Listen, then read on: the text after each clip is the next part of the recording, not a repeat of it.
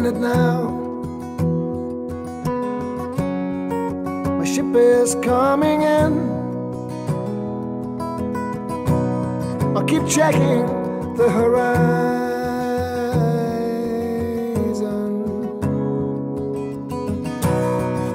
and I'll stand on the bow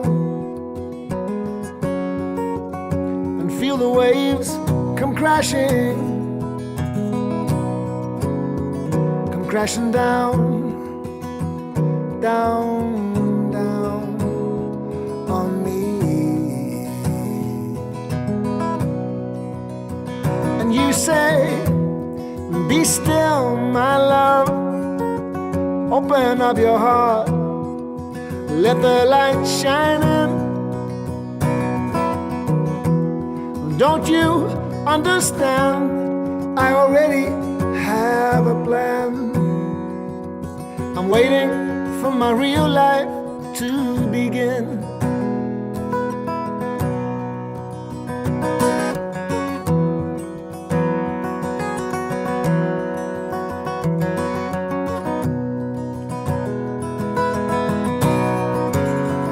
When I woke today, suddenly nothing happened. But in my dreams, I slew the dragon and down this beaten path, up this cobbled lane, walking in my old footsteps once again. And you say, just be here now. Forget about the past. Your mask is wearing thin. Just let me throw one more dice. I know that I can win. I'm waiting for my real life to begin.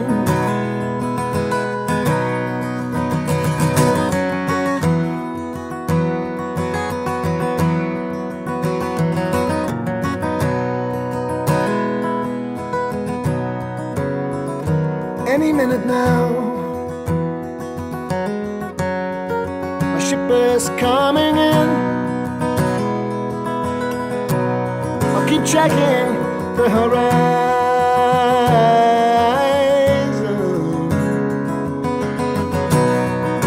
and I'll check my machine. It's sure to be that call. Happen soon, soon, oh so very soon. It's just the times are lean. And you say, be still, my love. Open up your heart, let the light shine in. Don't you understand? Oh, I'm waiting for my real life to begin.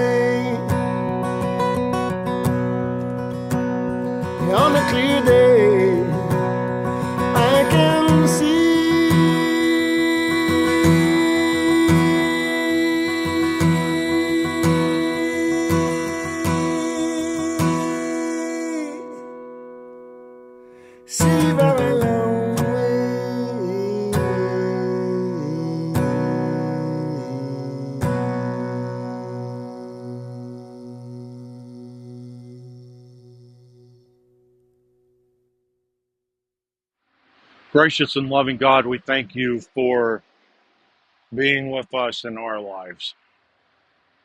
Our real, our imaginary, our hoped, our dreaded places. You're there with us. You move with us. You journey with us.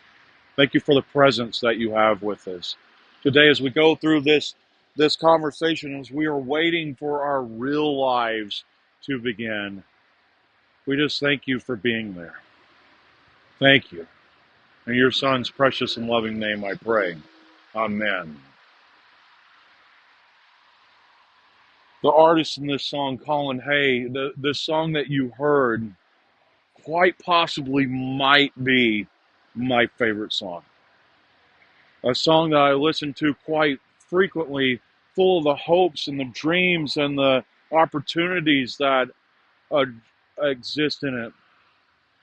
Thinking about the journeys that we go on. And as we're on these journeys, our journeys are full of daydreams and possibilities, hopes. Our journeys are full of fears and worries and concerns.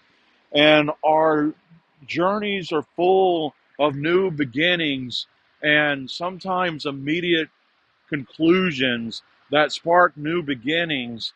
And if we're willing to exist within this all, we can see this ever loving God that exists within the beauty of this creation that's transforming us into something very beautiful. This song, Waiting for My Real Life to Begin, has been my anthem at the different times. I struggle with a lot of different things. I'm going to be very honest with you through this video. And within the struggles that I have, I keep waiting to get to pivotal moments that I am revealed a little bit more of my identity so that I can see who I need to be at the moment I need to be at and truly celebrate it in such a way that I can just stand in a place and say, this is who I am.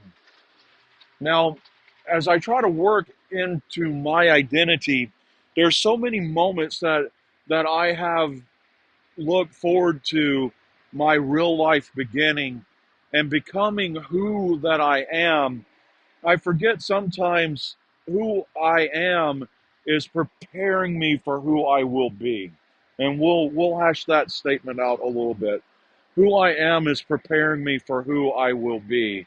So when I live my life with a focus on God, take this day to mold me, groom me, make me into who you need to be, each day is a real life to begin that leads to the next. There's a phrase by Mr. Fred Rogers that I think of quite frequently, and he shared this in a grieving conversation with young children, but it's a little bit more than that for me. I see it as this opportunity of looking at my own core existence and processing how I change each day. And I'm a little bit new and a little bit different every day. The phrase that Fred Rogers used was, in our lives, we have no endings. We only have a new beginning. If we don't look at moments as conclusions, we have this opportunity to look back and process everything that we've worked through in such a way that we can ask the question, how have I been prepared for this? How have I been prepared for this? Let's look at this song by Colin Hay. It's my favorite song. And I think about an existence full of hopes and dreams and excitements, really building towards, looking towards an horizon to see the waves come crashing down. Now, when we look at that phrasing that Colin uses in the song is awesome, because sometimes we look at the waves ahead of us and we see them crashing down, and they're either the beautiful waves at a beach that bring us peace and calm and comfort, Are there these giant tsunamis that are coming to knock us down and wash us away and kind of knock us off of our feet? But in all, there's still these waves of potential. There are these waves of fear. And there's these things that we see out on the horizon that we don't know if they're good or bad yet. And the only way to experience them is to go through the journey, be there with them, and see what happens. Years upon years ago, I was a really shy, quiet high school kid, junior high school kid. Awkward. I could not phrase conversations unless that I happened to stumble into a conversation of something that I liked, whether it was professional wrestling or comic books. Those conversations helped me get through high school. And then through time, music as well, making friends in band and jazz band and choir and jazz choir, and having those musical conversations over the years as well. But as a younger kid, man, there was so much that I didn't know about my future, and I couldn't process what my real life would be because I didn't know who I was in the moment. So my beginning of my faith life as a member of Cornerstone Baptist Church in Martinsville, Virginia, came with me trying to process who I would be next. There was a really huge process, and there was a fear within myself. And I'll be just blatantly honest with you about my fear. There was so much that I didn't know about myself in the present that I was worried about what would happen to me in the great unknown. I was uberly 12 years old, 13 years old, 14 years old, uberly afraid of dying. And there was that fear within me that when I hear this phrase, waiting for my real life to begin, I begin to get locked in this idea that the true existence is an eternal existence. And I was very scared if that eternal existence would be pleasant and enjoyable or hot and smoky. But there was a lot of fears in that. Over time, when I began to become comfortable with myself, I was able to process the question of what my real existence meant. And for me, my real existence was not an eternal what's next, but it really did immediately come to me that my identity was in the present and right now. What can I do? And how can I be present for other people as a caregiver and an active servant in the moment so that we can make life beautiful in the moment, that we can make on earth as it is in heaven? I got to these moments by listening to Harry Chapin. And I think so frequently and so beautifully this phrase that's become my motto in many ways is that our lives are meant to be lived as fully as possible, and our lives are never more fully lived than when we live them for other people. When I was able to find my identity as a caregiver, some huge doors opened up in my life, and this journey of waiting for my real life to begin became a lot easier and a lot more stressful because then new doors opened. I wanted to so direly be involved in making other people's lives better that I began to process who was the first person in my life that helped me see that I had potential and worth and abilities. And that person was a man named Jim McGinnis, who was a high school choir teacher at Marsville High School in Marsville, Virginia. Now, I get to that place, and if I'm really honest, it goes all the way back to Charles Butler and then to Bob McMillan. that I'm staying in this place of music, and music is very fruitful in my life. And I am forever grateful for Charles Butler. I'm forever grateful for Bob McMillan. But I get to this moment that singing was the thing that got me to a new spot. I remember Mr. McGinnis asking me to try out for the choir. I went and tried out for the choir, and I was in the main choir of the school, and it was really cool. And then I had 3 classes a day: stage band, jazz band, and choir. That music was floating around me. I was asked a question the other day, and it was asked, what would my life be like if I didn't find music? And music has been so pertinent in my being and my existence. I honest to goodness don't know who I would be in the moment without music in my life. So I guess in some ways, a door opened in my journey through music of what my real life would be. Not a shy, quiet kid, not knowing what to do, but this kid that had opportunities open for him by being introduced to a gift that opened potential and hope in my life. I started to chip through the shyness through all this, through singing solos at churches and singing solos in our 4-part harmonies in the school choir and so forth. All these doors started to open up in my life, and I just really wanted to be a part of music. So as I was processing what it would mean to make a difference in another person's life the way that difference was made in mine, well, obviously, I wanted to be a choir director. So I went to school, I studied music, I got a music degree, and in that moment, my real life opened up a little bit further. I was put in places that I was in front of people and speaking to people. This quiet kid in junior high school becoming this person that was in plays in college, and this person who stuck his neck out and tried new things in college, that hung out with different people and went to different places, and those doors were open more fully and more excitingly, and the real life to begin was right there before me.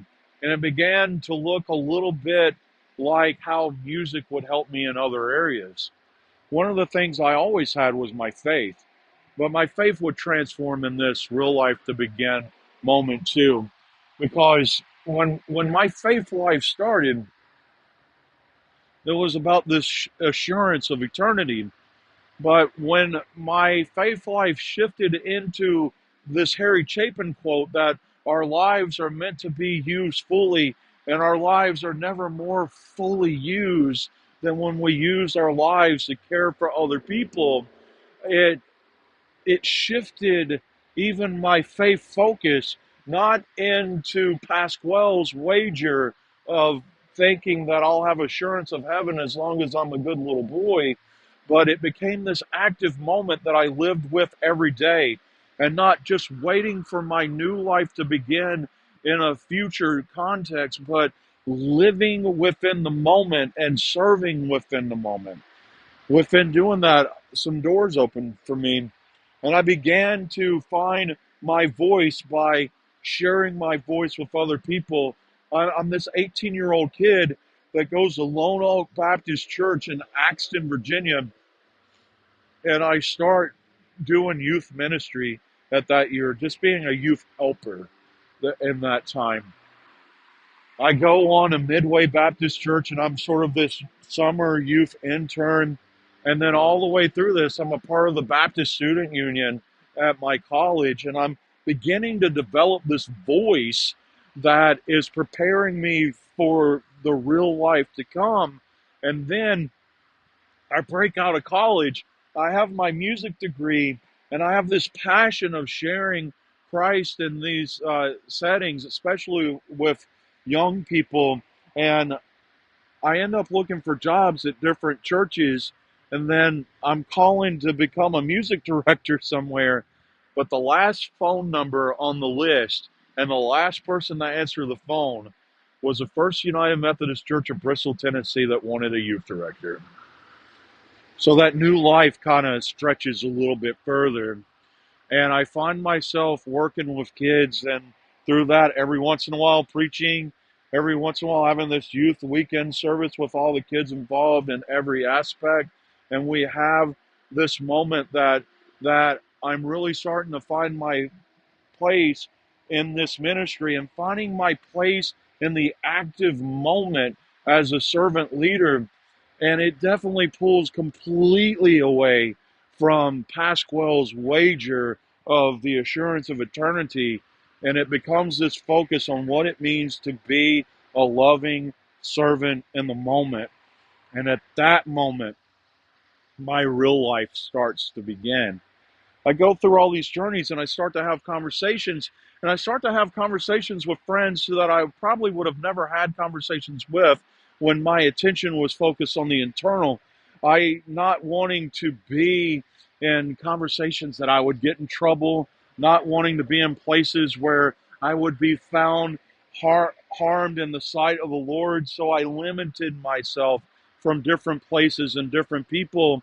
But now with this Christ in the moment, we try to turn things around and save some sunshine to finish this conversation. But I also found myself being in more fruitful awareness of what the greater world community was. So much to the extent that I share with you that I existed in this existence where, as a 13-year-old in an independent Baptist church, I heard that LGBTQ was a harmful sin, to the point of last night I was standing at a school board meeting advocating for LGBTQIA plus siblings, specifically our transgender friends that need to find places being loved in the wholeness of our identities. That whole spectrum, from hearing those sermons to those being the sermons of advocacy and celebration for me, my real life begins every day that I find something new to honor and celebrate, a new community to go out and speak for. You know, over the last 4 years, my spirit has just been fed with this desire of LGBTQIA plus advocacy, specifically a faith-focused LGBTQIA plus advocacy. As John Wesley, he kind of had his real life begin moment at a worship service in the Aldersgate area, and his heart was strangely warmed when he heard the words of Martin Luther. And I have felt that strangely warmed moment as I've done this podcast with my transgender friend, as I have gone out and I have spoken with communities of my LGBTQIA plus siblings, and hearing their life stories, hearing where their real lives have begun, has made my real life more fruitful and exciting. And right now, I feel like that when I see the waves crashing in the distance, I feel like I'm riding the crest of that wave right now within my faith and within my identity.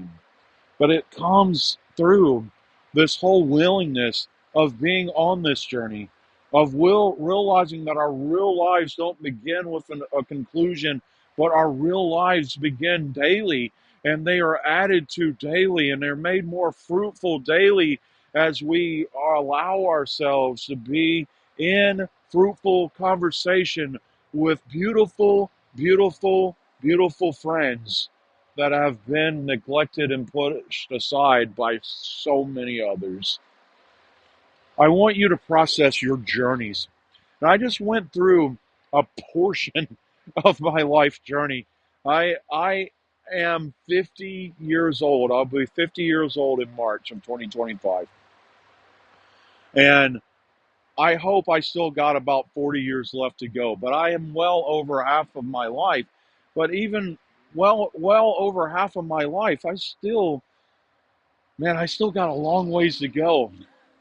And I guess it's going to be through my willingness of seeing the new places and celebrating the new opportunities that my new life will begin day after day after day. I want you to map it out too. I want you to go from that first place that you did the first thing that you fell in love with. I want you to go back to that first day of that job that became your career. I want you to go back to that first day you met that special partner in your life that you spent the rest of your life with.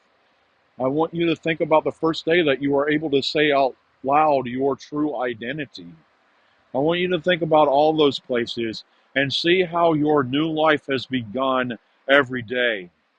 As the sun sets on this conversation, the sun is not setting on your new life beginning day after day after day. Be on those journeys, look for the opportunities, and may the peace of the Lord Jesus Christ be with you all. My name is Michael Davis. God is love. Amen. This has been a presentation of Transcended Media.